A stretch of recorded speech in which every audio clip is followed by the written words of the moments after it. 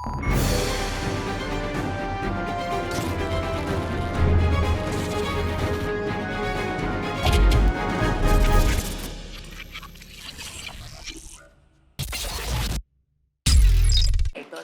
good evening, and thank you for joining us on day 271 at Good Governance Yaya, GGY. Today, actually, I think on Sunday we celebrated the second anniversary of all of us as neighbors coming together in Timbirigasaya Junction. But also yesterday was the second anniversary of the Aragalaya, the day that people eventually, finally, said enough is enough to nepotism, to family rule, to waste, to corruption, and united as one. And in a unifying movement, created the Aragalaya. And we see how people are trying to malign it even now. You know, history is being rewritten. They're trying to label it as something else, like a left-wing takeover and things like that. So today we have a special guest who can talk to us about some of this. Yes. And also hopefully get into a discussion about the governing philosophy of the NPP, especially on the economic front. So since we don't have a lot of time, we started a little late, our apologies for that. Let's sort of dive straight in. I will come to the introduction of Chaturanga in a minute. I have a small little preamble, but before that, let's introduce the group. All of you back there, thank you. Maubrey, Leisha, Chris and Damaris joining us for the conversation at the round table along with Chaturanga. So to set the stage, we have an economy. Correct me if I'm wrong on any of these facts, Chaturanga. You're the expert. So our GDP is around 84 billion, is that right? It was. It was around 84 Now billion. it's down to 70 billion. It's 70 billion now, GDP. So that means our debt to GDP ratio is over 100% now, right? It's over 100%. So when it comes to navigating these economic waters, the NPP has some unique perspectives, let's just say. They're not just about playing it safe or following the same old playbook. Instead, they're all about shaking things up and taking a fresh approach according to them. But I think the perception is that the NPP doesn't have a cohesive economic plan or a team to carry out the necessary reforms and tasks. Is that right? I mean, that's what we generally hear, right? Who's your team? You know, what are your policies? You know, how are you going to do this? So from what we've heard from the NPP is that they are afraid to challenge the status quo.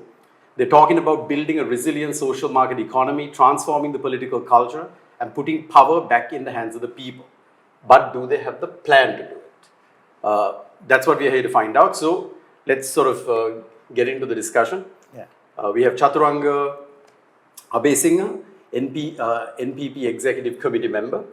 Chaturanga has a BSc in Finance from the University of Jayawardenepura, associate member of CIMA, coach and a consultant on digital transformation, data analytics and people analytics, 16 years of industry experience in manufacturing and tech, finance, operations, analytics and digital.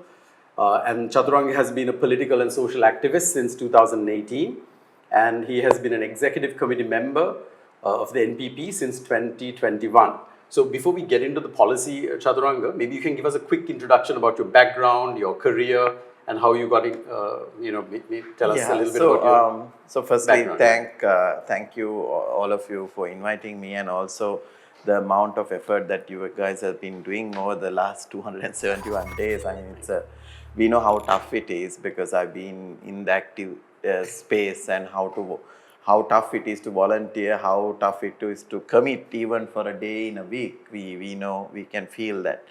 And also, if I get to myself, I graduated from Jayawardenepura University as a finance graduate, and then I interned at MS Holdings. My first project was Tulhiria Investment Park, and Maubrey was there at that time as well. You were working there. No, you guys, you've known each other for a while. And then, so I got opportunity to work in IT firm in 2011 called Sabre Technologies. That is where I got introduced to technology. Then got opportunity to go overseas to India to set up a factory from scratch. That I think changed my life upside down. But a lot of experience. Which part of India? It was Nellore. It was about 170 kilometers north of Chennai. So it was a greenfield project and a lot of learnings. Came back in 2014, got opportunity to get into analytics. It was very fresh, new, nobody knew even I didn't knew. But then we learned a lot, and we established analytics function at MAS, the first HR analytics function. And then I was given the opportunity to lead MAs in data science, in setting up analytics as a culture in 2018. So over those years, so up until 2022, I was working for MAs, setting up that culture. And along the way, so 2018 comes, 52-day illegal government. We got onto streets. I think most of you would have got alerted on that. And then that is where I started realizing the issues, because I was on my own career. I was not so interested, but I have 2 children. So then I realized this is not a country that they could live, and was looking for alternative political spheres, and then got introduced to NPP in 2019, got to work with them, did some work voluntarily for the 2019 election, and then again went back to doing social work, like building schools and stuff, which never works, because it's I mean, when you try to do it within the system, it doesn't work. And try to help SMEs through a organization called PWB. It didn't work also. Then realized it's political change, and then I got the opportunity to join NPP in 2021. I was invited, and then I decided to join this change, to make that change, because I believed giving suggestions, giving recommendations to JVP for 4 years, I thought it's time that I take some responsibility and make it happen. So that's how things, and this is where we are, and we did a lot of work. So this is the 27th month in our campaign, and we've done well. We made a lot of inroads to places which we were not, and there's a lot of discussion, a lot of interest. From where we were in 2019, personally, I also did not expect this level of reach as a party, but here we are now discussing what we would do after September. Okay, all right. So before we get to September, so naturally you felt the NPP was the right fit for you? Like you were always left leaning? Yeah, I was left leaning, but I was never in left politics, neither in the university, not even, I mean, a lot of people would know that my father is a active politician since 2016. He's a general secretary of NPP, but we don't necessarily discuss politics at home even. I was not exposed to politics even in university. But I have been reading, I've been knowing what's going on, and I think generally I'm lean to left. I read a lot of economic stuff on left politics and alternative politics, especially to the current systems, which everybody is looking for a solution for inequality in wealth. Everybody is looking for a solution for the environmental damage that we have created. So I was interested in that. And then especially the clean, and as when I want to come into politics, one thing I realized was that education is the biggest hurdle for democracy. And when I saw NPP policy book, first 6 pages is on education, I never expected a political party to have their first 6 pages about education. So then I got really excited, then started learning about the party. And I mean, with the invitation especially, I had a deep chat with the leadership, and then decided NPP is right. It's the right fit for you. So before we go into the economic stuff, anything on that you want to ask Chaturanga? I do. Yeah. It's more on now the NPP is made up of many parties, correct? Not NPP parties. Is that the umbrella? Yeah, so NPP is I would say it's a platform. Now we have But a political you will run party. under NPP. Yeah, we will run under So NPP. which party So are you? initially the main party is JVP, and mostly it's about individuals who have joined. There are various smaller groups who are not political parties, like there's a collective of artists, collective of professionals, So collective. it's more of a coalition. It's more of a coalition, like politically active groups coming together with the backbone of JVP. So So me, you Harini, and Kaushi, all of us, it joins as individuals, right? So this platform invites all of the people who would like to make a change. So you're not part of any organization that's Before, joined. no, So, no. So that, So this is my only that's That that's the answers my question, right? question. Yeah. Okay. Right. So let's dive into the economic stuff. Yeah. So let's start with your favorite topic, right? Because when I read your sort of social media and stuff, you talk about neoliberalism quite a bit. Yeah.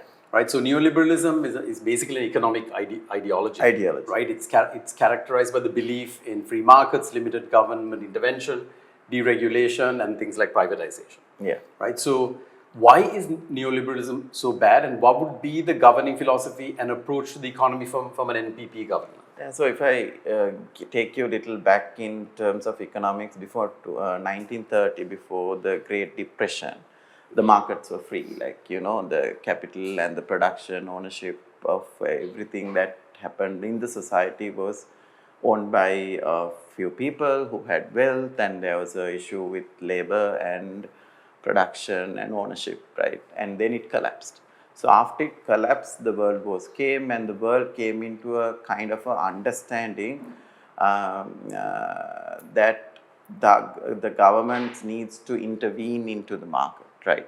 So that is where the Keynesian economics were born, right? Mostly the government agreed that, you know, government need to be part of full employment of resources, labor protection, and in terms of consumer protection, and there was a lot of emphasis on labor unions, and then there was a lot of emphasis on growth driven by state. So that is where the whole world moved into this markets intervened by the governments, and this allowed probably a faster distribution of wealth to the working class from the capital. And if you take 2000, 1950 to 1970s, the world growth rate is far better than the growth rate that we are seeing from 1970 to now. So these are in statistics. And in 1970s, what happened was the people who got little hurt after that change in the world, where they got together, which we call the neoliberals and think tanks. They brought in this concept of neoliberalism. So it came through Margaret Thatcher and Ronald Reagan. So they said, look, state is a failure, so state should not intervene in the market, and the state should move out. So these reforms are not actually done in US. They try to do these things by force in countries like Chile. So they wanted to use military power and try to test this theory. And slowly also it started happening in UK, it started happening in US. So this came as a philosophy, and even the World Bank and IMF started backing it. So this ideology went across the globe, and some countries took it by both hands, some countries took it in a light way. So the whole, as you correctly said, it is state moving out of the market and just working as a regulator, right? So what really happened was the theories which are discussed, the state not being involved, and protectionism for small industries, and greater investments by state into capital markets. So these were the things that the developed world used. Now, after 1980, the developed world says, don't use these theories, don't use things which we used from 1800s to 1900s. If you take data, US and UK are the largest import restrictive nations. They had a tariff of about 27% to 37%, right? And that is how they accumulated capital and got these countries up, and mostly those countries were colonial based capital, they had capital. So the countries who developed since after the World War, so you take Japan, then Singapore, you take the countries which are growing fast like India, the China and all that, they used a mixed approach. They did not take on this full theory of neoliberalism. So they liberalize certain areas. They liberalize actually manufacturing. They liberalize goods and services, but they still haven't liberalized the critical inputs to the economy and essential goods. So if you go to take China, India, Vietnam, South Korea, South Korea you can consider as a liberal nation, right? In theory. But they still hold on to 347 state institutions, which 247 is SOEs, right? So they are in energy, they are in transportation, they are in telco, they are in, the essential ones which are helping the industry. I'll give you the secret of this. The secret is production. Now we all know the production moved from Europe to East Asia. How did that happen? Why did that happen? So the Europe, they accumulated wealth, and US, they accumulated wealth, they went into more of a service-oriented economies. And the production moved to East Asia. Why did the production move to East Asia is those countries continue to provide lower cost base for manufacturing. So when you say lower cost base to manufacturing, the countries I say, the Indias, the Indonesias, the Malaysias, the China, they have the lowest cost of electricity. They have the lowest cost in transportation, comparatively, right? They have the lowest cost in data, right? And they have the lowest cost in capital, those four things. So how the state is part of the market, right? And that is how the economic production base started moving here, and they have becoming growing much fast. Now today, in this year, India has reached 6.3% growth, right? And of course, they did liberalization, they did privatization, they went to the IMF, and all that is true, right? But still, they hold on to certain state institutions which are part of manufacturing input and essential goods. Yeah. Now, this is why personally I am against neoliberalism, because it has increased the wealth inequality. It has increased the environmental problems globally across the world, and the governments are intervening. So that is why theoretically, ideologically, most left parties are against it, and I'm personally against it. Okay, so then what is the alternative to free markets, for example? So we understand how inequality has been created Yeah. through this particular system, Yeah. right? Like wealth generally moves upwards. Yes, right? it doesn't And trickle then, down. and then it doesn't trickle down, right? So we understand that. I mean, Yeah. inequality is something that we have been talking about, we deal with. But we also subscribe to a certain amount of free markets. I mean, Yeah. people will say you benefited from the free market. Yeah, so I mean, right? You work for a company that was whole world all based has on all of that. So, benefited from free markets. yeah. So when you so say what is the alternative? So alternative is this mixed piece where the state is very concerned. State needs to be concerned about the essentials. Now, when you have life as essentials, right? Your food is essential. Your water is essential. Your education is essential. Your health is essential, right? So there are basic human needs, which when the market tries to provide it, there is always exploitation, right? Because the natural behavior of the supplier is to make more profit. Because if it's owned by private capital, the more objective is to make more profit. So more often than not, these oligopolies collide, right? They become a monopoly at the end of the few organizations provide these essentials. So that is where the governments still hold on to certain percentage in the market. It is competition. It is not to control all of this. The government is there playing a substantial role or a minor role to ensure there is competition, because why would one say competition is only possible through private capital? Competition is also possible. The private ownership can play a substantial role in the energy, as well as government can also play a role in energy, right?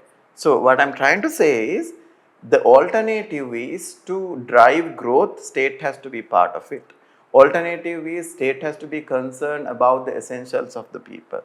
State has to be also have certain amount of regulatory power to ensure people are, consumers are not misused. Those are the three things. Right.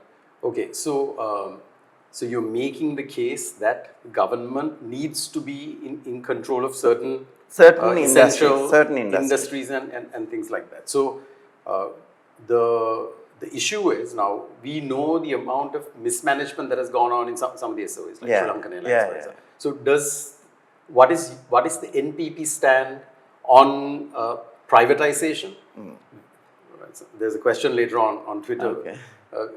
What economics or something? Viconomics. Ranil's economics. So, what is your stance on that? Yeah. And where do you draw the line when it comes to state-owned enterprises? Like, I mean, is it only the essential services? I mean, for me, essential services would be power, water, transportation. Yeah. So I'll give you the answer first so that it's clear for the audience. We are very clearly saying 4 areas, that is energy, banking, telco and transportation. We are saying NPP government will keep a substantial stake in that, right? And essential goods, if you take Satosa, right? And if you take in terms of, CPC, not petroleum, the one that do medicine, SPC, right? Yeah. So there are certain government institutions that play a pivotal competitive role in the essential goods market. So we are very keen those needs to be held on. But we are very clearly saying government should not do other, commodities. Government, it's not role of the government, and we are very clear about it, right?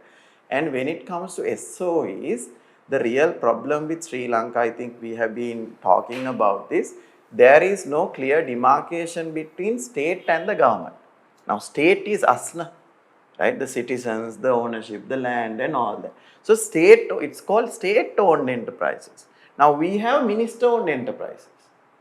That's the problem. No? So, if you go to any other country, they have made a clear demarcation between SOE and government. So, government cannot intervene. The person who get elected cannot own petroleum corporation.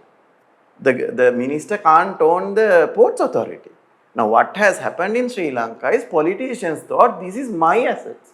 This is my baby. So, I can put any amount of people inside this. I can appoint anybody that I like to. So, this is how Sri Lankan SOEs got dismantled. This is how Sri Lankan SOEs got making losses. Now, these is things that we talk about are natural monopolies, right? Energy is a natural monopoly. You sell anything, you can make profits. You sell gas, what do you have to do? You have to bring gas, put it into tanks and distribute it. LAF is also doing it.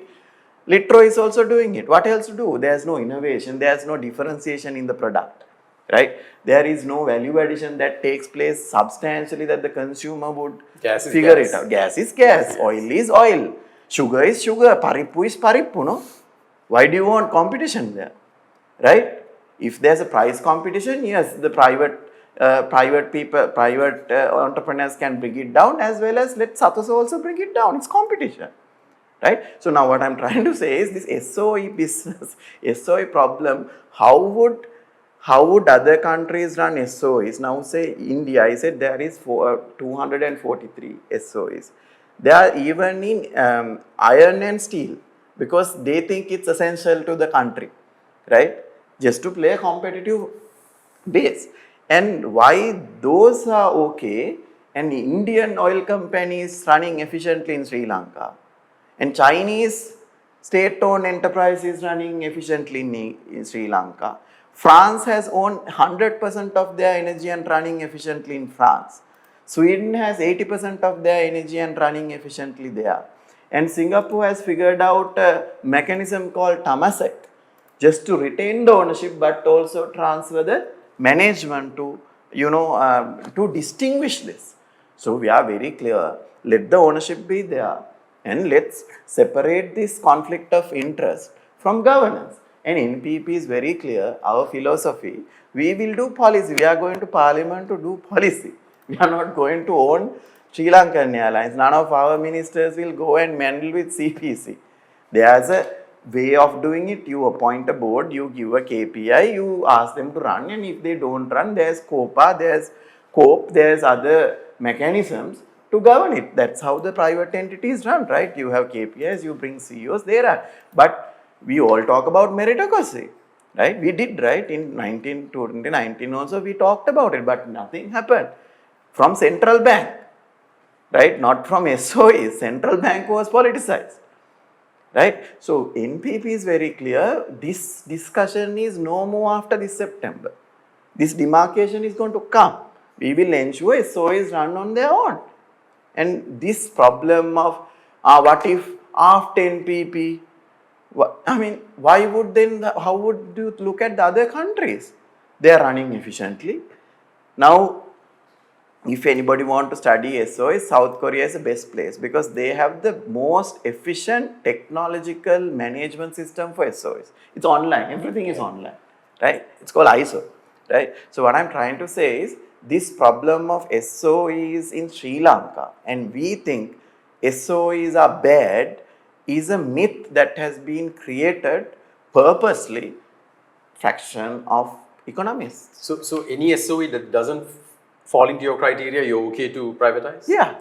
You're okay to privatize. Yeah. Okay. So in the sense now for example, let's how to say privatize in the sense now there are SOEs which there is 52 SOEs which is in the strategic mandate of Sri Lankan growth pace, right? So there's a act which has nominated 52 SOEs as strategically important. So each of those strategically important ones we will look at individually, right? Because it was created for a purpose. Now, for example, if some SOE is created for a purpose, that purpose is interlinked to some of our industries.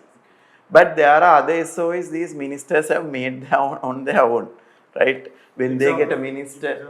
So, okay, now very good example is Kaju Sanstha, everybody is talking about. Then there's this the Miris, the Kulubadu Sanstha, right? So there are so many small ones which does not have a direct link to the economic growth or economic impact. So those Sugar things, corporation have so many. yeah, I mean there so is. many. That's why we are claiming we will not come into making commercial goods. Why should we? We will And be also they're running hotels all over the place. yeah. So That is these are the things completely- now. Even the military is running. Yeah, that's hotels. what I Yeah, mean. so that's the thing, right? So the government has to slowly move out of this, right? And when it comes to what you call privatization, the whole world has gone through process. New Zealand has gone through this process. South Korea has gone through India has gone through this process. Now what they do is they have this grid. If you want to Google, there is a grid by PwC which puts SOEs into 4 quadrants, right? One is whether it's making profit or loss in the P&L, not from a social perspective. And other one is to look at the social benefits, what you call the positives to society and negatives to society. You put those SOEs into those 4 quadrants and the strategies you take is different. So if it's not making a social impact and if it's already making a loss, no say, release, leave, right? And if it's making a kind of a loss but it's making a great impact in the society, you try to hold on for a certain purpose. If it's making more profit and also making what you call a social impact, restructure it to make it more efficient and productive. So likewise, there is whole world has used it. If you go to IMF website, it has enormous stories about each country's what you call restructuring process, and we do have to restructure. NPP is very clear. Not only this choice, every department has to restructure. Why? It has got corrupted by appointing wrong people into the system. Right. No. Sorry. Go ahead. I mean, everybody knows the public sector was whatever 600,000 people. Then after Bloated the out. Rajapaksa, it's over 1 million. Yeah. How will you deal with this overstaffing of unsuitable people? Yes. So first is we have. Sorry, can I just add to that? Yes. The perception is that most of them are unionized and that they are somehow connected to the JVP. Okay. Right? Most of the unions are sort of for- associated and that for- they're the ones causing trouble. They're the ones who are impeding progress. So I'll answer the first one. Now, how many votes did JVP get from the state sector last election? No idea. That's the problem, right? So they got about 7 to 9%. Now, if the unions were JVP, why wouldn't they get the vote? Now you understand the reality, right? It's all myths created. Now I'll tell you. Misinformation. I'll give you a very simple example. Teachers union. 286,000 teachers we have, which is not enough, right? We have huge gap in that. That union was voted to. 75%, right? I'm just giving example, Yeah. right? So this whole perception of JVP runs unions is a myth, right? Secondly, why it got bloated? Why it got bloated? Now, if you take in state sector, there are certain classified areas. Now, if you take military is close to 500,000, you know, right? Now it's you said 1.3 and 500,000, I'm deducting it now 800. Now we all can agree why military was too big and why it was not right sized after 2010 to 2019. After the war. The main reason is the economy did not grow.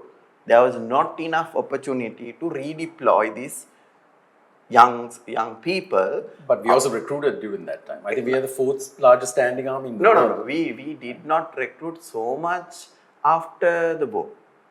It didn't happen, right? But now if you take, so yeah, so what I'm trying to say is, okay, 500,000 is that, 286 teachers, right? 150,000 in the health sector. Now, would we say that to reduce that? They're lacking, right? not. Health Yeah, is right. right. Okay. So then where? Teachers So, okay. and health. So okay, I'll tell you where the most, right? So in the education system, okay, during the Hapalanya, they give 12,000 watcher jobs. Watchman, right? The security was generally controlled by the principal and the village, and they wanted to give jobs, and it's an idling job there, right? And most of these jobs which came about not only from the Yahapalane but even from the Pohottu government was for political supporters. They were flushed into health sector as attendants. They were flushed into ports authority, no job, right? They were flushed into, Transport, Palat, CTB. CTB and all that. Now, these are not professionals. They don't have a technical skill, neither they don't have a professional skill, right? These are low skilled people. Since there's no jobs in the market, since the economy was not able to prosper, so the government had to figure out what to do with the youth coming out. And to ensure their political life is safeguarded, they started giving.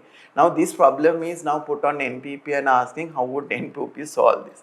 So firstly, it's a government job that has been given, right? No, none of us have a right to say, look, they did it, we don't care. We can't do it for IMF also, right?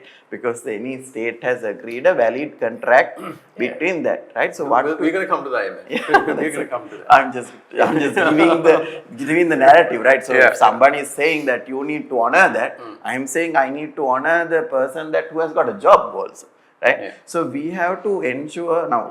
One thing is that we will again. First, I have to say there are a lot of lapses in the state sector. We have lack of doctors, teachers, in certain areas. There's a shortfall, and there's an overflow in other areas, right? So this we have to go through a period of redeploying them in the private sector. There's no other option. But they right? will need a significant investment in that, right? Exactly. What I'm trying to say is train, vocational training. Exactly. So how would you fund that?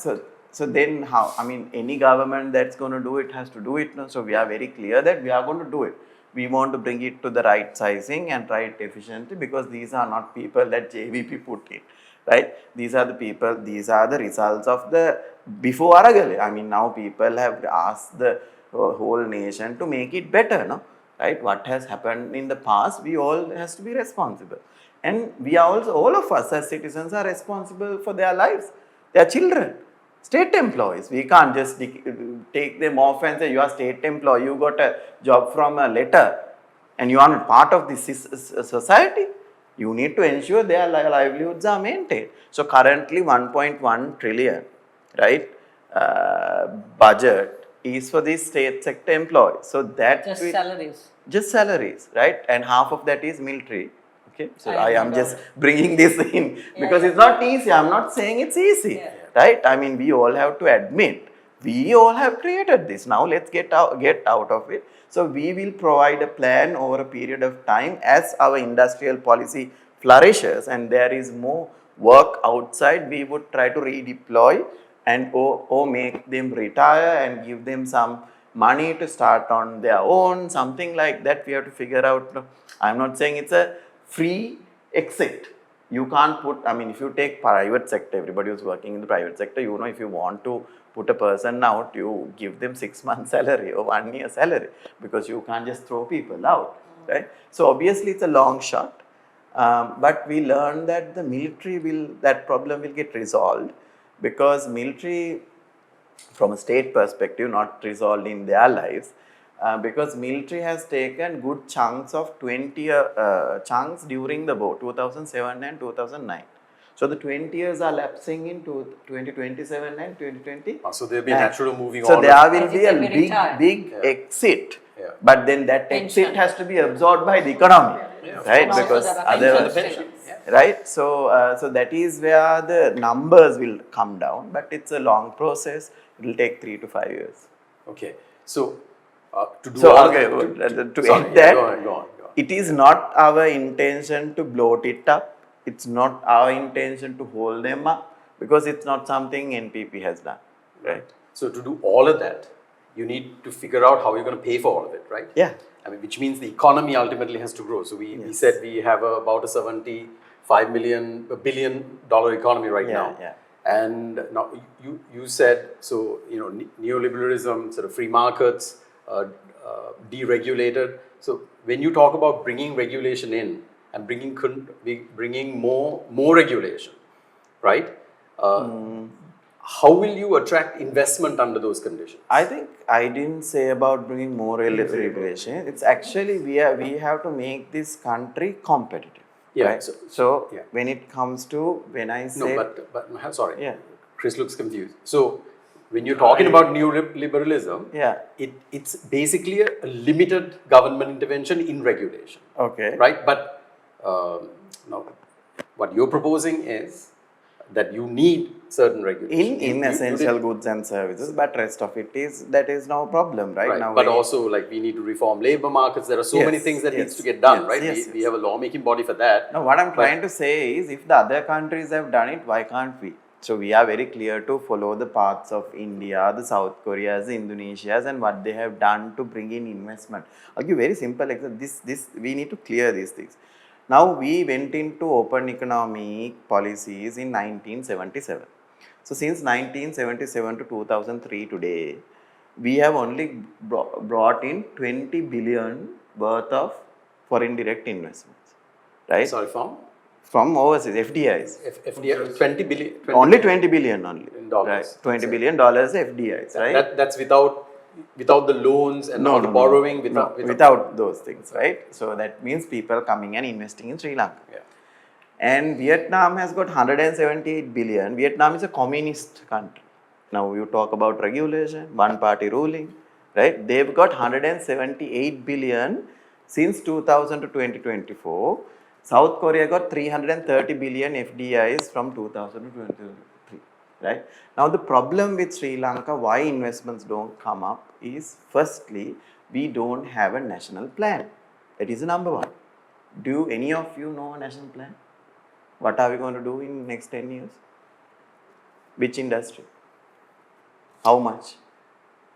What is? I mean, we hear about tourism. I mean, that. No, okay. So you hear about tourism, we don't hear right? about What do anything you else. hear about tourism? Where would we reach? So there's no national plan associated into the country that would give a clear direction to an investor, neither a person going to school. That is the number one in all those countries. So if you go to India, now you open up the Indian Ministry of Commerce website, they will say 2023 we are moving into semiconductors. And this is the plan for semiconductors. And for this I am asking for FDIs, right? So EDB has a plan, like they've said these are potential industries, but it's not encompassed to a national plan. So when we have a national plan, you ask, now that is the first one. Second is every time someone comes in, there's no evidence of proof in a website, but you talk to many investors, I have personally, there has been a discussion of commission. They have to go behind the minister. The BOI does not pass it so easily. That is common knowledge. Right? No, I That's think common that is knowledge. not- I'm yeah, trying to of say. course, yeah. So these are the two main reasons why foreign direct investments did not come through. It doesn't also mean that we didn't had a conducive environment. This is also a myth. Now we have Nestle running here. We have Unilever running here. We have MS Holdings running here. Now did anybody went on to streets and went on to government and say we need these reforms, liberalization for us to operate? Nobody, right? So this is a myth created. If you really give the right environment, if you allow people to come and do their business, if there's legal protection, and if there's support from government on technology, government on labor, government on infrastructure, government on international trade, FDIs will flow to this country. Somebody has to put it in the right place. And what we are saying is none of these governments or people who are ruling us has never done that. Right? So when we say the growth is directed, especially this plan, if I simply say NPP will put out a plan, what are the priority industries and which industries will bring us foreign currency, which industries will give us stability within the country in terms of our food security, right, and essential goods, right, and which industries that we would foster for next 10 years, where would we put our R&D money. That is our plan. So can I just jump Yeah. in here? Like, do you have any specifics in mind in those areas? Yeah. Like, So which industry? Right. So now, You for know? example, we have 2,995 items that's been exported today. Right? We send 2,995 articles to the world. What does that mean? That means that entrepreneur has made it efficiently, found the right standard, and also have reached a competitive global market. Should not we support them one by one? Right? That is number one. That is to ensure whoever is exporting, state will put their biggest heartful effort to help them to make it better. Number one. In from an industrial perspective, we already have 5 industries which have reached the global space. The IT industry has reached, but not to their full potential. Tourism has done, not to their full potential. Apparel, we are still 5 billion. Why Bangladesh is 40 billion? Why Vietnam is growing? And our apparel industry was the best apparel industry in the area. Who didn't do what? Didn't MAs did their part? They did. Brandix did their part. Hela did their part. Who didn't do the part? State did not do the part. State did not give the right labor. This industry still trains everybody. This industry does not get technicians that is required. This industry pays for transportation of their employees. That is additional cost. Other countries you have public transport. This industry pays insurance bills of their employees. Why? Public health is not good. This industry provides transportation to people and education is not good, so the employees has to put their children into private education, so the employees demand higher salaries and allowances, right? These industry, and then the industry innovation, where has innovation happened? You go to Singapore, you go to Indonesia, you go to Malaysia, there is state helping industry to transform into industry 4.0. State is doing it. State is doing it. And our industry is this is apparel. Then you talk about agricultural exports. We are closing about 2 billion now. We have 3 traditional industries, tea, coconut and rubber. And there's other fruits and fruit items that we spend. And we have a natural ability to marine services, which is a huge potential, right? And then we are sitting on mines of gold in terms of mineral. We have not done enough to value add to these minerals. These 6 areas we think there's huge potential because they have already reached. And apart from that, we have electronics assembly, which has now reached about 660 million. And that industry is only asking low cost of inputs, low cost of energy, low cost of input material, less taxes on that, right? So these industries are already there for us to push. NPP does not have to do magic. Right? But at the same time, NPP is very clear, the world market is already saturated. If a country needs to boom, you need to look at products which can come in like 10 years time, 5 years time. So NPP will invest in R&D. We are gathering the scientists around the world, and that will be out very soon. There's about a huge team of 40 to 50 scientists who will put up a R&D policy for the country. Now, the R&D policy or R&D unit of a country needs to find the problems of each industry and fix it. That is what other countries are doing. The scientists, the researchers all are getting together to solve common problems of the society, common problems of the industry. So these are not happening. And now education is disconnected to industry. Exactly. That's Right? the biggest problem. That is the biggest problem, because we have an education system which is driven by exams, and no child is capable of learning, problem solving, creativity, all these things, skills that the world is asking. Why? We all know we spend so much of money on things which is not giving ROI. I wouldn't say making, highways is, there is a big debate about whether we should have done the highways or whether we should have done the industries. Now, there's a clear statistic yesterday came, it's about 5 million or 5 billion, it will take 666. Hold on. Yeah, I just- tweeted it. Yeah. $5 billion Rupees. Sorry, 5 billion rupees per year. Yeah. Income. The debt is 800 80 billion billion. rupees. So it takes- Bandra Gunawala, who was part of the Mind Rajpaksa regime, which supported and went borrowed and did all this, is now saying it's going to take 160 years Yeah. to pay Paid this off. back. So- So now that they are transferring it. There was a big paper article that into a Private wholly entity. they call it a wholly government-owned entity called That's Sahasya. Can we, That's what you were since you talking mentioned, can you tell us what's happening there? No. Are they going to privatize it? Yeah, so they are going to give the management to it. But what I'm trying to say is the investments that was done. So, $43 billion of debt, foreign debt, $42 billion of local debt, and every single penny that was collected from us, not passed on to our secondary schools, which led children to do Shishatte from 1970 to today. Why people do Shishatte? Because they don't have a proper secondary school to go. Everybody want to come to Colombo. Unequal distribution of education. Isn't that the problem? Yes, of course. Yeah. Right? So if we had that, right? If we had that, children would have had better life in the early ages of grade 5 to 8. And I'll go back a step earlier. Where the children's capabilities are built is through preschools. Now, the worst place to walk in Sri Lanka is a preschool.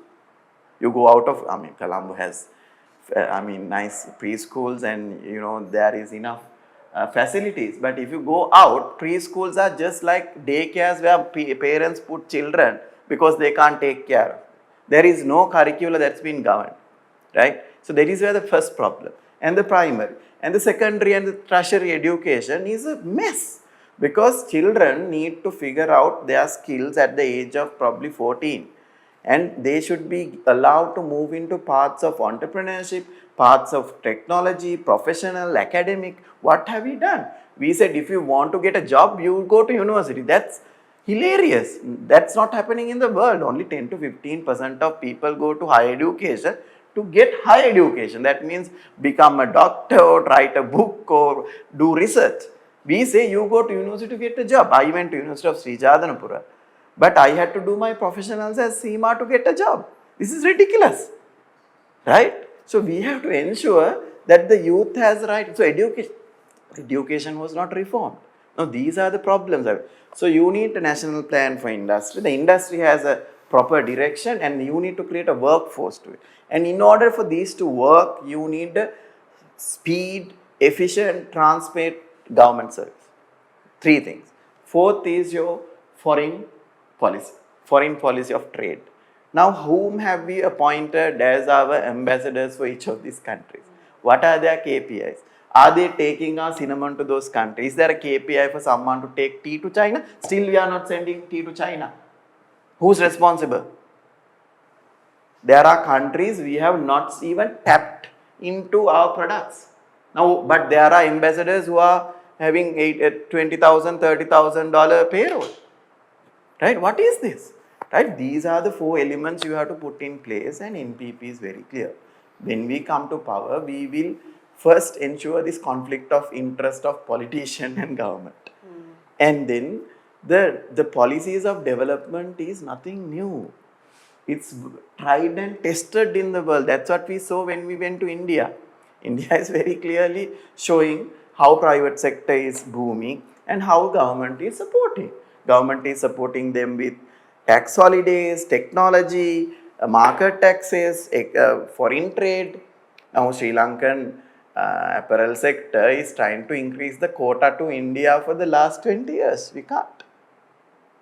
Right? Now India is saying, you come here and put a factory. Yes. But India is talking about free trade. Now you try to send something to India, they will ask 2 things. They will say, okay, this is our Indian standard. Your product has to be at the Indian standard. WTO has approved because it's free trade. Okay. Yeah. So we are talking about free trade. Now the stronger economies saying we are for free trade, so therefore you also open up. But all the strong countries saying we have quality standards, right? This is our standard. So if you are to send this good to India, we have to put 2 auditors in your factory. One auditor here, another auditor there. And they will ensure your product does not go in. Right? This is how the world works. This is myth. There's no free trade in the world. Now look at US. US is blocking everything from China. Where is free trade? There is no free trade. There are tariffs on hundreds of goods. That's what I'm trying to say. It's about the state deciding what's good for their citizens. But okay, so if you look at our debt burden right now, you talked about the highways. Now we've actually just allocated another 17 billion or something for another airport, right? I mean, I'd love to see the feasibility on that, because our current international airport is running at about 200% over capacity. So anyway, so we have this huge debt burden. You know, a country that's virtually bankrupt. Yeah. You're talking about a lot of programs which require funding and investment. Yes. So you have to balance repayment of our debt, Yeah. long-term foreign investment, right, coming in, and then creating the infrastructure, right? Yeah. To grow for any industry, right? Like, I think the president is talking about AI and things like that now, right? But we need people to educate people on AI, right? Yeah. I mean, I think universities, AI does not make a big difference if you don't have a digitization strategy. right? AI runs on data. Yeah. The country is not digitized. No, got it. I mean, I think we get that. Those are sort of like pipe dreams that are fed to the people because it sounds good in the moment. But how do you balance this 100 billion debt? How do you balance your dealings with the IMF? Are you committed, first of all, to the IMF program? You know, if not, how are you gonna, you know, and then and also to pay for all the different things that you're talking about. Yeah. So firstly, let's say where is our income is lost. So let's agree on that. We had $86 billion economy, right? And we only collected 50% of the tax that is due. Yeah. Everybody is very clear about it. Even this year, the VAT collection is 54%. You have increased VAT. That means people are paying tax concessions. I think we're losing about 50% of whatever people are okay. Tax concession you can argue, right? Because you want the industry, but there should be some sensible place that you cut off the incentive, right? But when it comes to tax collection, we've lost about 50% of the possible tax collection. So if we collected 1 trillion, we could have collected 2 trillion. How is it possible if that has been increased? Huh? Very basic question. No, so very basic question. Now everything that you consume has VAT, no? So that shop, whoever collects it, has to pass it back to the government. But the government does not have a system to collect it. They don't pay. So they don't show the input VAT. Right? Charge from the customer. You charge from the customer, it doesn't go. So that's why I'm saying, even now, Because if the this goods 18%, that built in, right? 8% now, that's so I'm trying to say that is one. And second, we had about 2 million people who should pay tax. And we only had about 550,000 tax files. Now, don't put all this back into NPP. We all have to figure this out now. Right? Now, what I'm trying to say is, you are like asking, okay, what if you guys come to power? It's the same problem, right? So, number one is But then it becomes your problem. That's what what I'm trying to say is, let's first understand that we have lost our income. Now we need to find a way to gather it, right? And we are very clear, if you stop the corruption in customs only, we can double the revenue in customs. If you end the corruption in this Surabad, what is it called? Excise. You can double the revenue in excise. And income tax, there is a pretty good system which is called RAMIS, right? The world is using it. What is it saying is, you have a system, technology, which is connected to land authority. Other side is connected to vehicles. Other side is connected to bank. You buy a land, trigger comes in the system, you go and meet the person, get the tax. You buy a vehicle, it triggers in the system, you have to go. Wow, how simple in that sense, right? If it works. If it works, but somebody or some team is not allowing it to work. So we have to change this. So we don't have the system here now? We do have, we do. We have been economics for about 3 years, 4 years. No, it's in 2009, I think. Right? What I'm trying to say is that is the biggest problem. Second, when you ask about the foreign debt, now we all have to, we will also say that the current negotiations sounds good for the country. Right? This is not only for Sri Lanka. When a country bankrupts like this, especially through ISBs, the world has a responsibility. Right? Now it has been pushed to 5 years. So what does that mean? We can go the same way to 2027 and all of us can get into streets in 2027 because you have to pay the debt. Now, in order for us to pay the debt, you have to earn dollars, no? Yeah. There is no other way, no? So you have to improve your exports. That's why I said 209,055 items are selling already. Let's support them and push it up. That's the only way that we can figure it out. When it comes to state, we do feel that there's about a 20% waste in the expenditure also. And also allocation of funds, you correctly said that. Now this budget is also 3 trillion. Allocated to 30 ministers to have fun. Why would you allocate in a crisis to departments which is not generating production, which is not generating helping SMEs?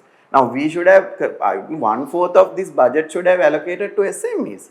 We lost 1,800 SMEs, right? So the reallocation of the budget. Those are the two things that we would do differently. And also we would say certain small amount of expenditure that is spent on the people who rule, we can avoid it. I won't say that's huge, right? But that's from a psychological perspective and a cultural perspective, people would feel better because your taxes are not misused, right? And then when it comes to the IMF, we are very clear. Initially, we were not to go, right? We were not to go. Now we have gone.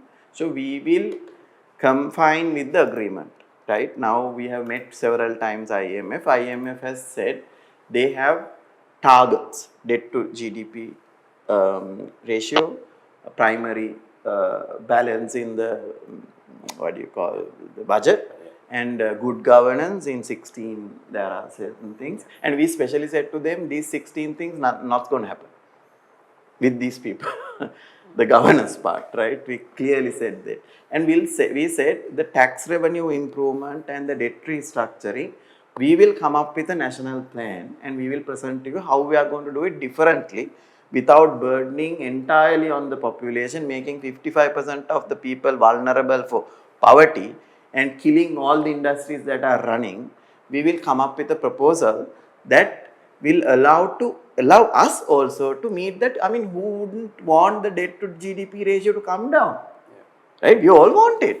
We want the government to have a certain amount of surplus so that we can spend on proper things.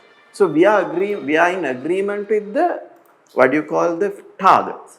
But how we would achieve is a different way that we would propose. So we will renegotiate on certain terms to say that this is how we are going to do it. So as an agreement, Is it possible to renegotiate? we won't be able to renegotiate on the targets, right? How you achieve the targets is something that we can discuss. See, the IMF doesn't have an enforcement mechanism, right? They don't. They have to depend on the good faith of whichever government is in place.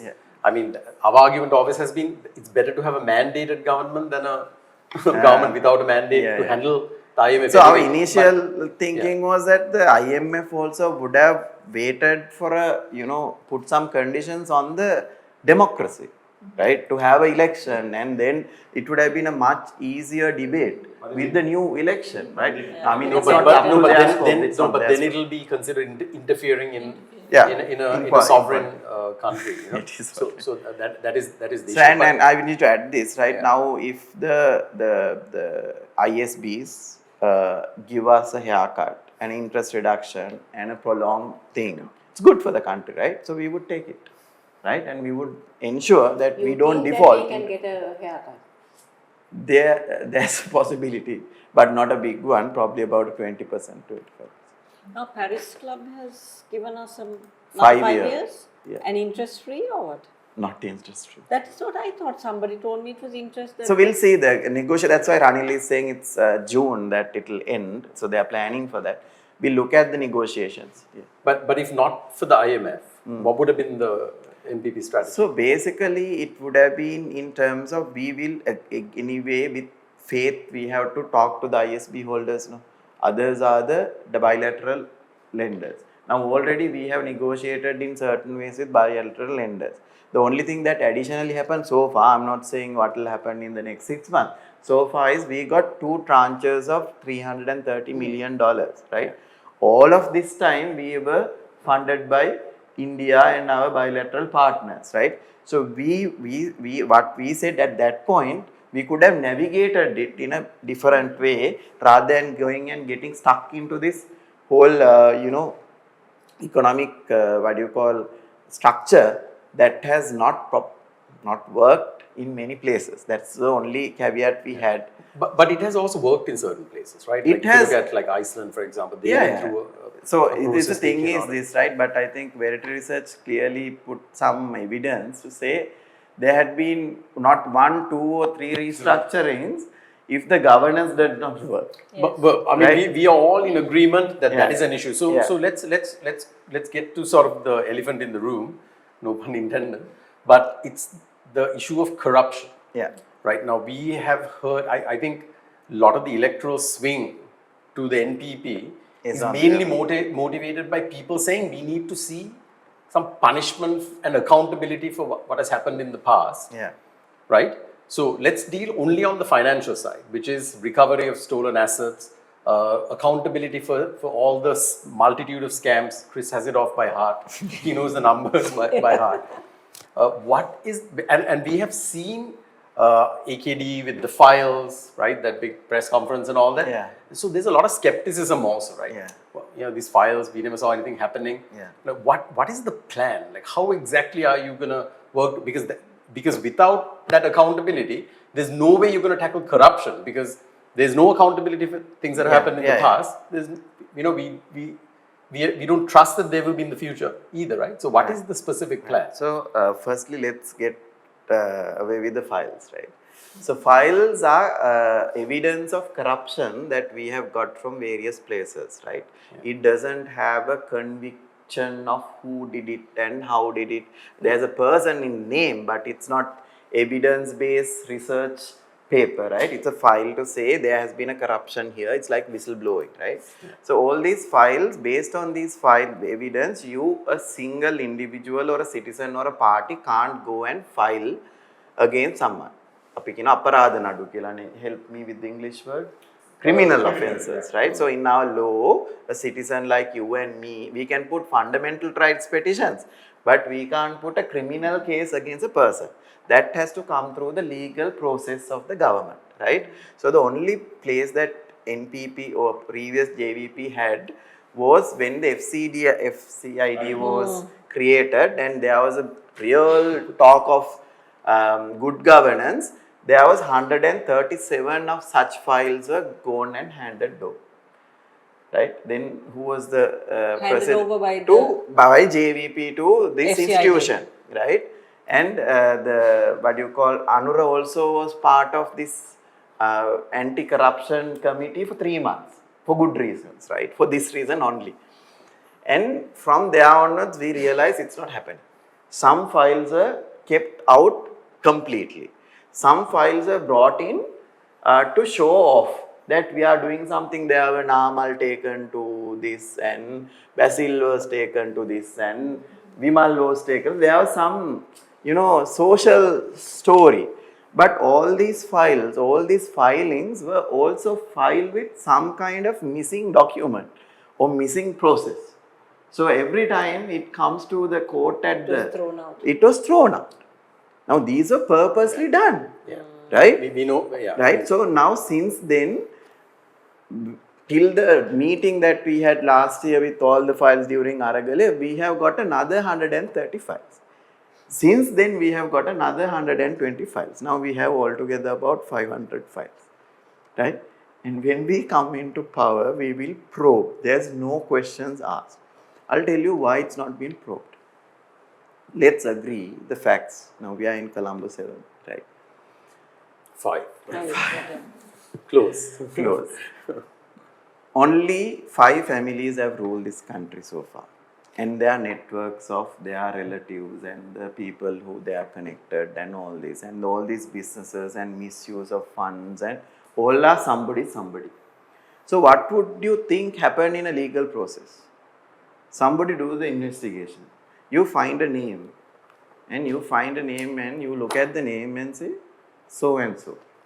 Now what do you do? So now you call the president and say we got evidence about so and so. What do? President says, leave it out. Bury it. That's it. So until you bring new 113 people into this, there's always going to be conflicts of interest. That is the only reason we will not make any coalition for anybody who has ruled. Some people say, join with this and defeat Ranil, join with that, and no one. If you don't want to give us the power, nothing is going to happen, I'll tell you. It's conflict of interest. Say, I'll give you one simple example. 1 month ago, a person came to me specially and came to the party also, said they are doing this big mineral project. They have invested $20 million on it, right? And they have to only do the next process, scavenging of it, right? And Chamar Sampath has asked for bribes, right? I mean, just telling that, it in the public. minister? This is the minister Yeah. who wanted someone to salute him. Yes. Yeah, remember that. The guy from Badul, right? Right? So he owned the mineral site, okay. right? So this case has gone, and this party, this company was not being able to proceed. So he has illegally transferred the land to some other company, one single owner with 1,000 rupee share capital. So now the party who did the research has to buy over that company to do this. Right. So what I'm trying to say is, but no action is being taken because there's a conflict of interest and also about power. Now next election, someone needs this minister's support to come into power, so no actions will be taken. So that's what I'm trying to say. But you have names, you have Yes, certain everything, things. So what practical steps will you take to actually So will first we- practical step is to again depoliticize the legal system. Simple. But that is not is that a practical step? Yes. So how are you going to do that? if No, India- hang on. So Oh. if you come into power and then you have Deshabandhu Thennakon as the head of the police force. Yeah, who appointed? Right. So that's what I mean. So what will happen to So look, with power changes, lot of changes will take place. We know the history and we know how power works, right? So we don't have to kid ourselves saying this regime will sustain when NPP gets a government. When NPP gets a government, the top leaders and the heads will change accordingly to the commissions. Now we have enough commissions to appoint this. We don't have to appoint. We have to ask the commissions to give us now, even for the police one, very clearly the commission did not like the appointment.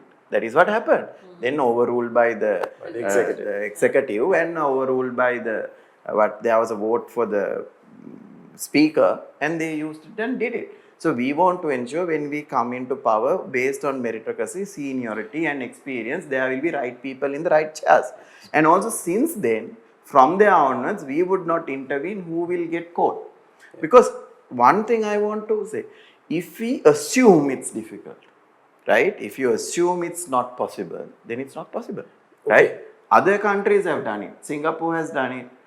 Korea has done it. India has done it. They have ensured the legal system works. Okay, so let's assume that you have a plan to do that, Yeah. right? Make sure that the judiciary is independent and so on. Now, if you do come into power, right? There's a big if there because you said you guys don't believe in a coalition. Yeah. Right. Would you commit to, now we know the damage the executive presidency has done. Yeah. Would you commit to abolishing that? Yes, in our policy since 2019 and the new policy mandate, there will be no presidential election thereafter, right? What would you would say? We can't just remove it, no.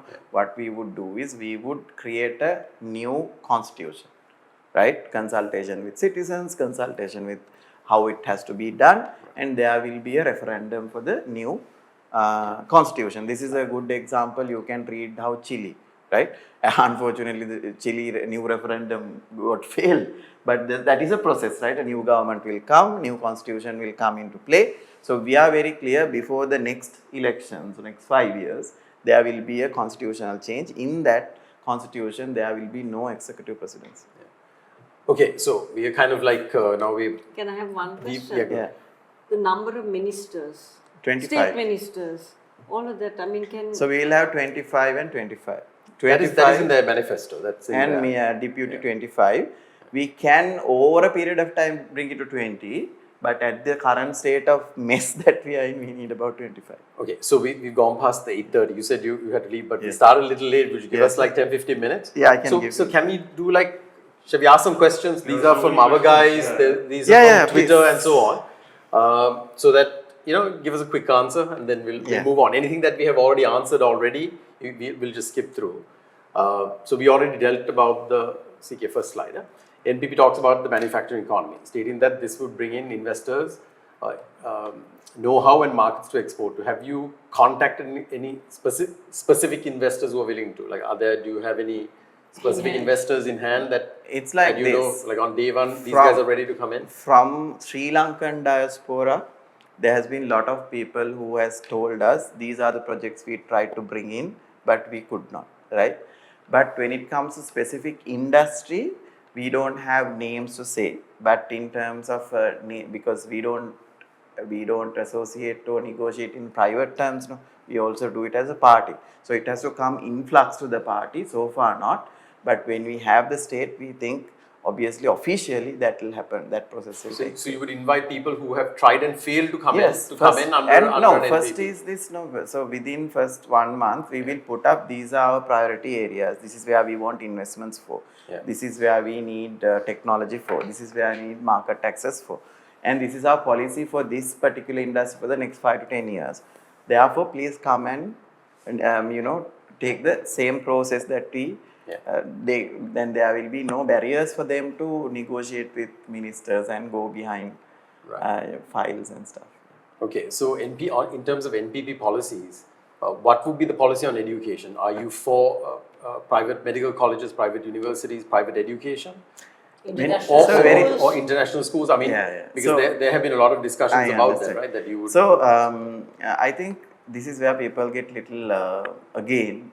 Policy is not what you're asking. You're asking action. Policy is ensuring rights to every child to get proper high quality education. That is our policy, right? In order to do that, we will ensure that the state education is at the right standard and right quality and keep expanding. And we don't have a problem with private education. That can be under the regulatory bodies that governs. Globally, it is there, and private education can remain whatever they are, and also new private education can also come within our education framework. So there is no anti private schools or anti private education on that. We have different discussions in Sri Lanka when it comes to medical private schools, but there are any other universities, there are universities. But the other thing that people need to understand, these are not universities, these are colleges. So colleges govern on a particular way, and when you say university, you need to have a faculty, you need to have a proper space, you need to have all that. So that I don't think still we have got reach from any of those universities, but if they do, we will be open to discuss. But as a policy, are you for or against private education? As a policy, we are okay with private education. You're okay. Yeah, but it's in the within the national policy. Chandra, just to go back again on general education, now you understand the situation as it is now. So when you come in, how are you going to change? What is going to be your starting point? So first, we need to ensure the current education system is made quality in terms of ensuring the quality of the education. Currently, we have a big issue with the current education system because children don't go to school, they go to other ways of gaining the same knowledge, right? And in terms of curriculum changes, it will take 1 to 2 years for us to change the curriculum. But in terms of facilities, we will make lot of effort to use underutilized funds or reallocate funds to ensure that the minimum standards of schools are met in the primary education especially. So then on to taxation. Now, indirect taxation like VAT disproportionately affects Everyone, yeah. disproportionately affects the poor. Yes. Right. So, what would you do with things like VAT? But then at the same time, how do you balance? Yeah. So, so in terms income? of VAT, we had VAT for longest time. The problem now we have is the VAT was imposed on 93 items, which it had. So there are two reasons. One is some were essential goods, some were supporting certain industries. So we would get away with that, right? So the additional income that we are supposed to earn from that, we are very clear we can get additional income from other sources in terms of customs and the Surabadu to cover that portion. It's not a big one, it's a portion. And so in terms of long-term strategy, we would try to keep reducing the indirect taxes as much as possible. With regard to income tax, would you look at increasing income tax or would you look at widening the tax? I think income tax, we did had a progressive tax system, and we did had a we did had a proper income tax system, I would say, by 2019. Now, for example, larger corporates we had 28% and smaller SMEs we had 20%, and for professionals we had about 18%. So it was a fairer income tax base. And we would like to go back to that actually. So the current one, I mean, at 100,000, because now tax, it's ridiculous in the sense, now we look at... It was increased because they need No, the income. because there are inefficiencies. No, what I'm trying to say is now, for example, the professional payee tax, what Gotabe did was a mess, no? Yes. He gave it away, right? Now what we have done is we have jacked it up to 36%. So what we are saying is initially we will bring it down to 40%, which the government will lose about 80 billion. That we can cover. We will have a plan for that. Because we need to protect the professionals to build this country. Okay, so most of the questions from our guys, I think we've dealt with. Yeah. CK, can you go to the first tweet? Okay, we have about 4 or 5 on Twitter. Shall we handle those as well? Yeah? Yeah. 5-10 minutes. The first tweet, CK. So, the Undertaker wants to know from Twitter, the Undertaker, do they have a team of forensic financial specialists and lawyers ready to investigate the robbery of the National Treasury, commodity scams and environmental disaster compensation? Are they ready to initiate court proceedings against the criminals involved, no matter who they may be? Yeah, so number one is already the government has these people and they are not allowed to work. And what we are getting additionally is now we are getting the ex-CID officers to be part of NPP, so we have the knowledge. 2 top CID officers will join us next month in a political alliance. This ex-police alliance will be our strength and support to give us this knowledge. And already state has enough audit and financial and investigative process that their hands are tight and cuffed, and we will ensure that the legal proceedings are taken place, because we wouldn't have any conflict of interest if people are willing to give us the full power.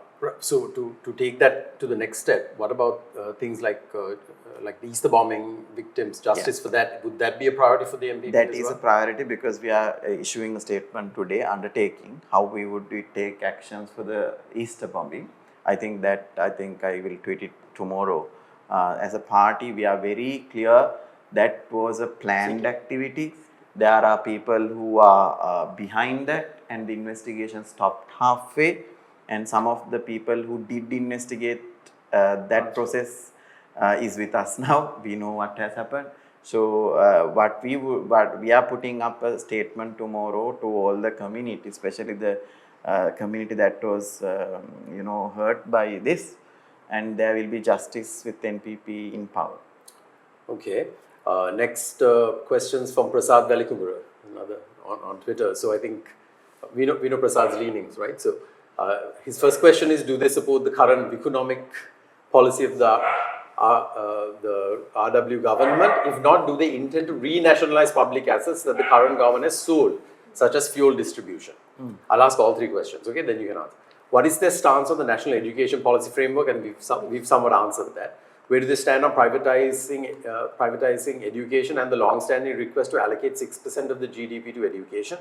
Third question, will they continue to maintain partnerships with international figures who are known for fraudulent activities, corruption and environmental destruction, such as Adani and Ambani? Okay. So first question, the renationalization. We are putting our fullest effort to ensure Ranil does not sell anything within next 6 months, right? But in case it does, we can't guarantee that we will take it back because there's no cash in the bank, right?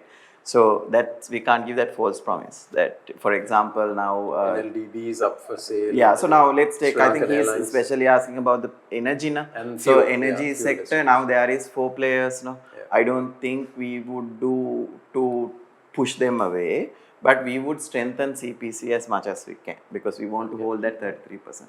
But if something is sold today, I don't think we would have money to buy it back. It will take time to ensure that we either use regulatory powers to control the impact to the society, or we will take a longer period of time. I mean, UK is trying to take back their vote after 20 years, and it's high cost now. The national education policy framework. I think you answered. No, that, I right? think it's very clear About on this. 6% on no, the 6th of GDP. Yeah, no privatize. I mean, we will not allow this proposed restructuring by Ranil Wickremesinghe to take place. We will be vehemently against it. Now, they have put a new education framework that is clearly privatization. That will ensure that the state education will end for good, and we will not allow that. And 6% of GDP, it's a gradual thing. We can't increase it overnight. It will be over time. It will happen. That was actually one of our That was requests one as of well. our- Yeah. So because it's not easy to reallocate 6% now. But what will happen is 6% does not necessarily mean from the government. So we can ensure that 6% that we will collaborate. We'll ask for certain funding, certain institutions to come and help us in our education, national education framework. But ensure that the 6%, at least 6% is allocated over a period of time. Right. Then Adani and Ambani. Now be careful. We also want to attract foreign direct Yeah, investment. yeah. So how would you handle So I think in terms of their historical, black patches, right? So this is what happened to a non-sovereign state. I mean, this is again the problem that I have to answer for people who has done bad to this country. We have made our country bankrupt, right? Now we are not in the top of the negotiation table. We are at the back of the negotiation table, right? So Adani or Ambani, we wouldn't go into the details of their history as long as the deal is in the national interest at this point. Yeah. So we have to be Which is practical fair, about which it, is, yeah, right? I mean, So what we'll ensure is when the country is cleaner, there will be clean investments coming in, the green investments. Now, why wouldn't Europe invest here? Because they want transparent process. Why wouldn't New Zealand invest here? no, I mean, the reality is this. But then, when the country is so bankrupt and corrupt, the black money will come in. This is what's happening. yeah, this is actually one of our frustrations because we know that we can't have a conversation about economic reform without tackling corruption. Yeah. Right. That's number one. I think that has to be the number one priority. That's, and right. for That's that what we are need saying. accountability Because to come in. development, legal system, education, every other country has fixed, no? Yeah. So what you can't fix here is the corruption. So if you fix it, everything will fall in place. Right. CK, next tweet. It's from Sachi. I'm really interested in understanding the energy policy. What are the sources? Solar, LPG, nuclear. What are the where are the funding coming from? Private plants without government buying from them. How they plan to improve the grid, preference of size, utility scale, decentralized. Right, so this is a little detailed thing, Yeah. right? Number one is you Short can answer. refer to 2019 policy also. We have realized this crisis. So what you said is we will be okay for coal until 2040 because we have a huge deficit. but we will be more keen on bringing more renewable energy. So we, in our policy, in 2019 we said the LPG and coal will be our short-term mechanism to fill it, but long-term it has to be renewable energy. And that's why we are also saying, since we don't have capital, we have to attract private capital.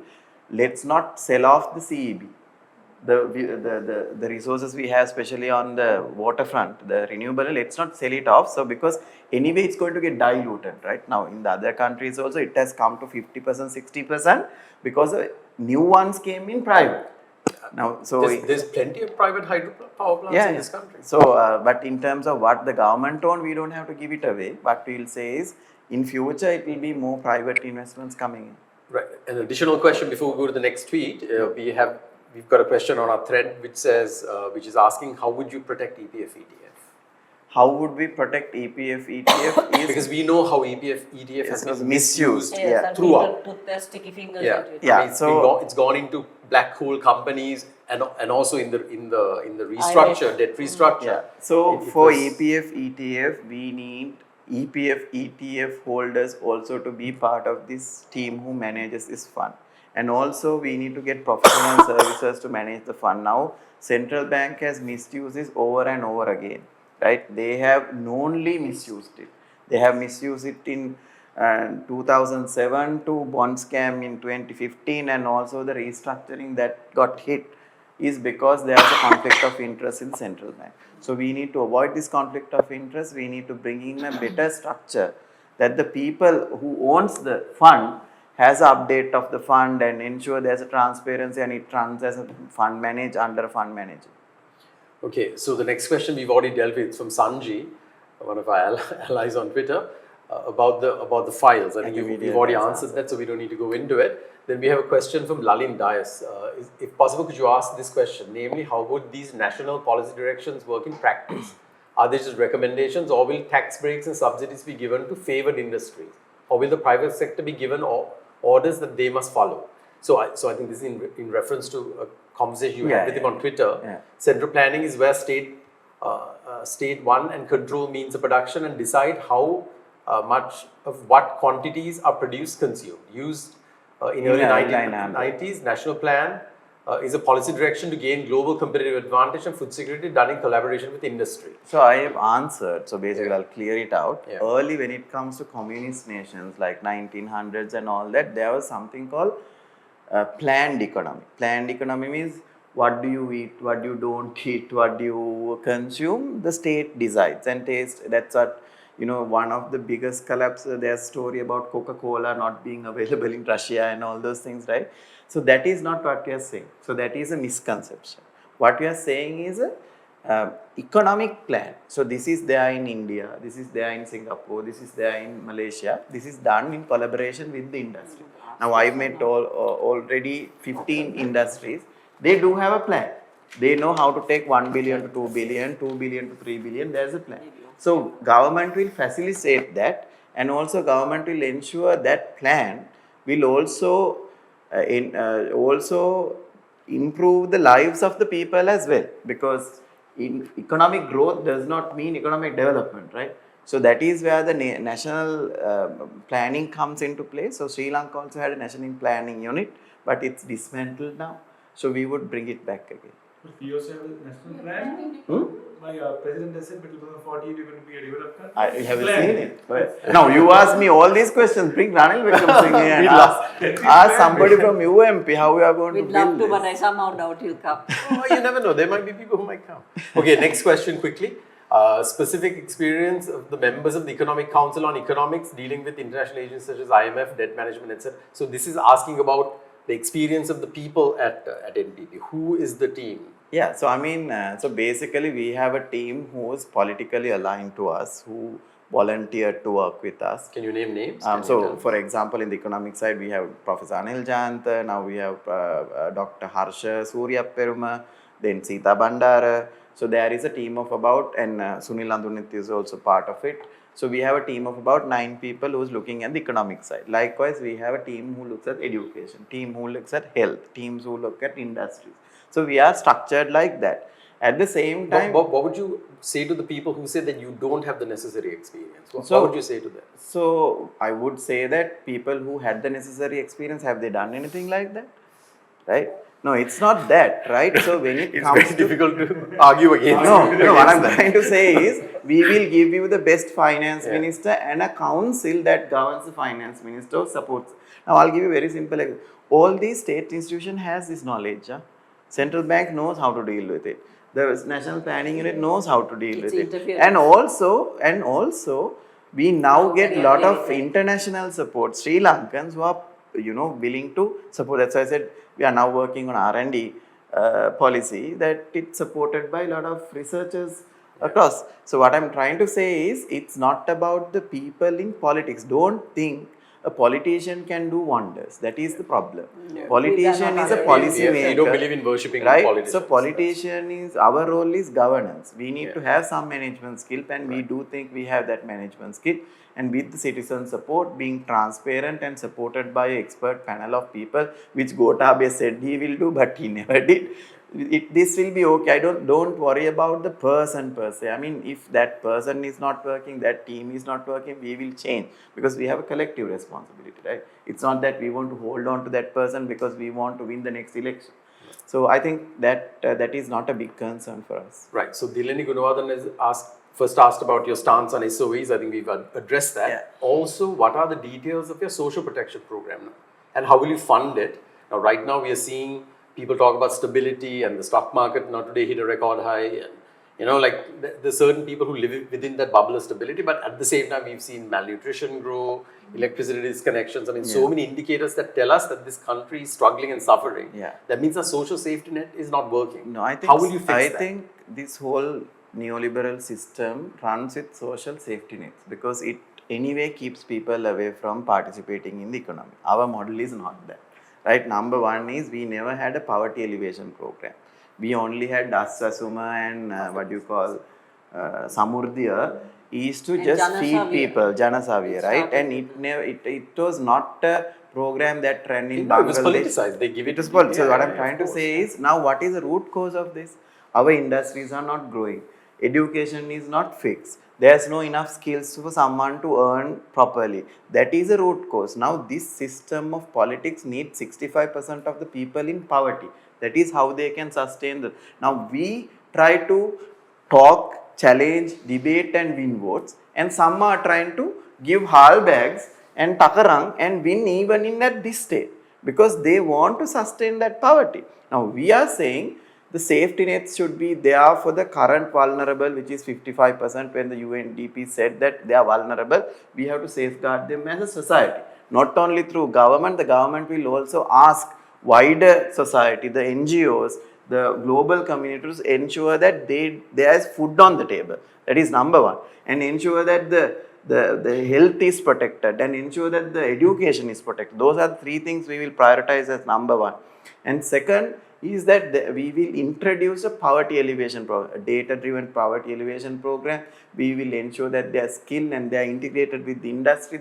The SME sector needs to prosper. So that is there. Now one side people will go for global labor market. Other side people will come into entrepreneurship. But the country has to grow. Without growth, there's no way out. Basically, teach a man to fish as opposed Yeah. to. Of course. See, next slide. The screen is not working, so you can see this here, right? So this slide, there's a lot of fear mongering about Yeah. the NPP and the link to the JVP. Two things. One, that it'll be a bloodbath again if Why? things don't go right. No, because people say that all the time. We see it on social media about the violence of the past. I mean, this is like, do I you think- condemn Hamas? Like it's like that. Do you condemn what happened in 88, 89, right? I mean, and Yeah, there is we- fear mongering, especially from on social media about a return to that type of a culture within the JVP. Also, this particular meme that I saw today, Sparsilon Himkarage Laksha Kisi Panaga Rolex. And then NPP API, an account that says NPP API says, API Anduak Abuam O Okum Raja Sandakala Saman Minister Bedalo Dena. Mungo hiriyadala. I think these are like fake accounts that are created to create the same narrative, right? This fear Now mongering. I came in my Peugeot here, right? 300. I'm not going to give it back, right? Because I earned it. Oh, but What can I'm I ask trying you? to say, Yeah. what I'm trying to say is this is The last hilarious, part, yeah. right? Yeah. Now people are allowed to make their own wealth. People have become wealthy through good means. We don't have any problems. But if you have made an illicit means, we will run the law on you. We will ensure that you pay tax, right? That is the only thing. Yeah, but now the headline will be NPP Chaturanga drives a Peugeot. Of course, I learned, I earned, I worked, I accumulated wealth, Yeah. and most of us are. I mean, it's not about the wealth; it's about depriving others of becoming wealthier, right? Our whole and this Sorry, so there's a question also Yeah. about that AKD drives a Nissan petrol and he goes on business class. Like how would you defend that? Nissan petrol. No, what is it? I don't know. No, no, no. Somebody So asked this it's question. like this. Some So now fancy AKD. Because you're supposed to be the Okay. socialist No, party. what do you mean socialist? I mean, aren't we rich, right? Socialists are, we are rich in knowledge and we are rich in money also because we don't have problems to solve with other people's So money. will you when Right? you take the ministries, will you also be driving around in a BMW or a... No, I think we will have a pool. Now what I say is okay. Now it's in now AKD's thing. What we have is we have 6 vehicles in the party. That's what he uses, right? But for now we have a security concern. He changes vehicles. The people who support us in that area. So if you go to Kurunagal, the person who takes him will take him in a van.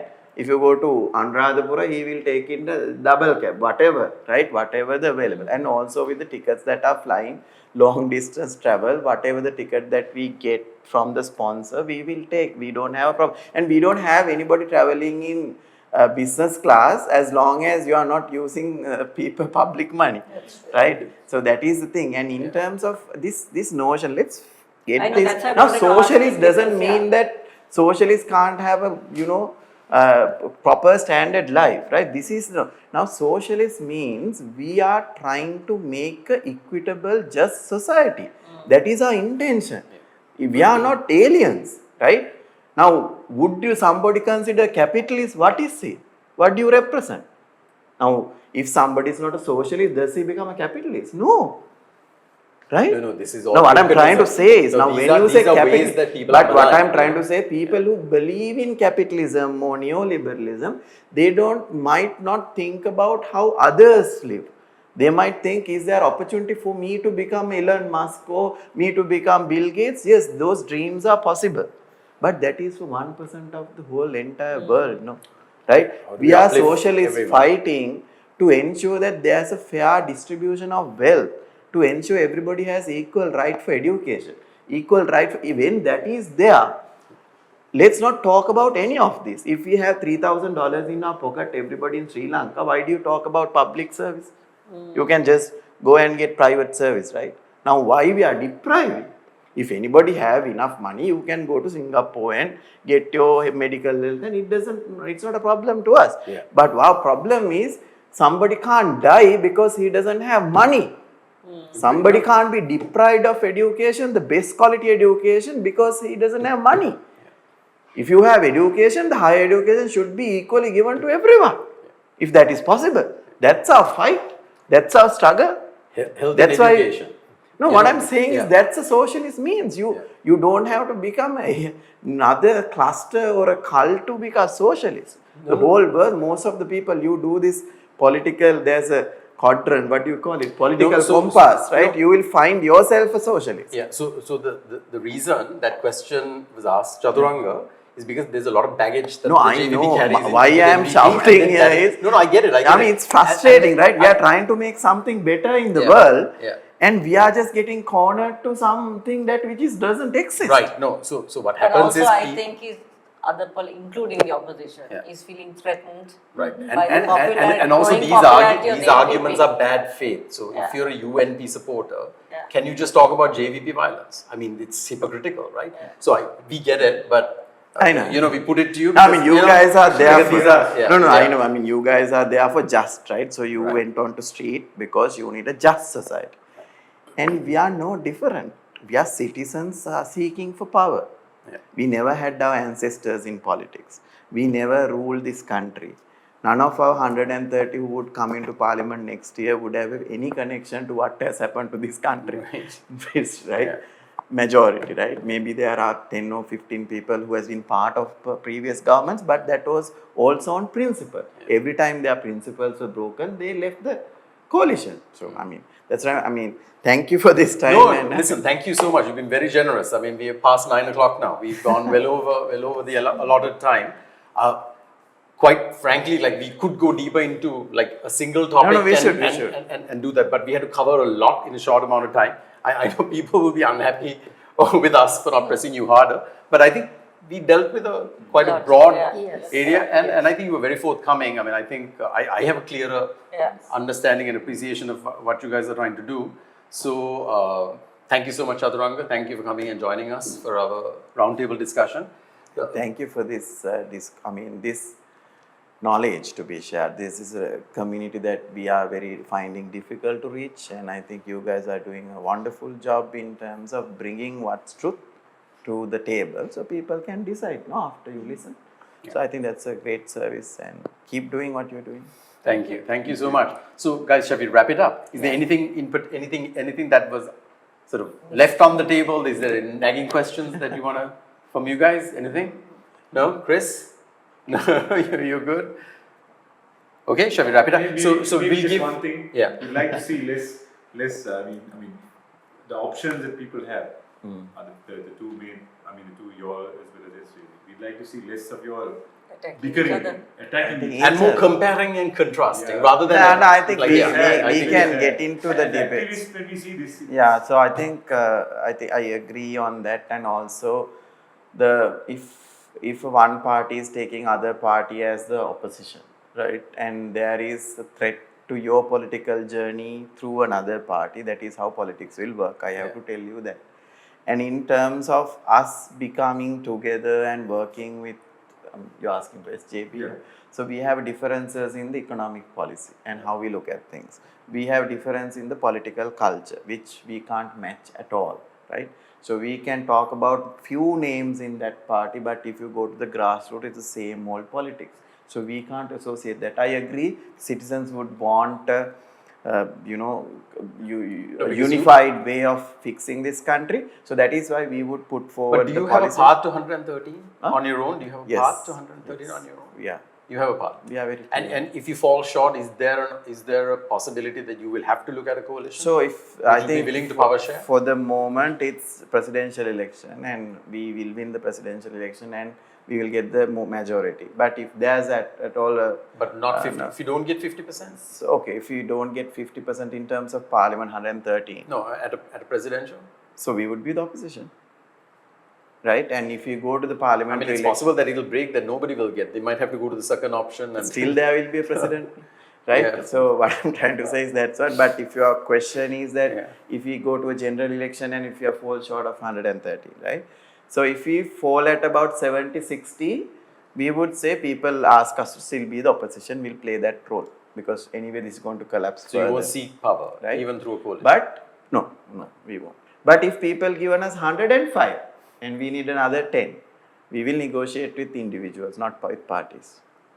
Okay, fair enough. All right. Okay, I think that's clear. Lisha, can we ask Yeah. you to Okay, so your quote of the week? this So is Lisha all- has a quote every I week. have a quote, and basically with elections coming up, I think it's important that people vote, because there are people who say, "Ayo, I don't know who to vote with," and they won't vote. So I think it's important.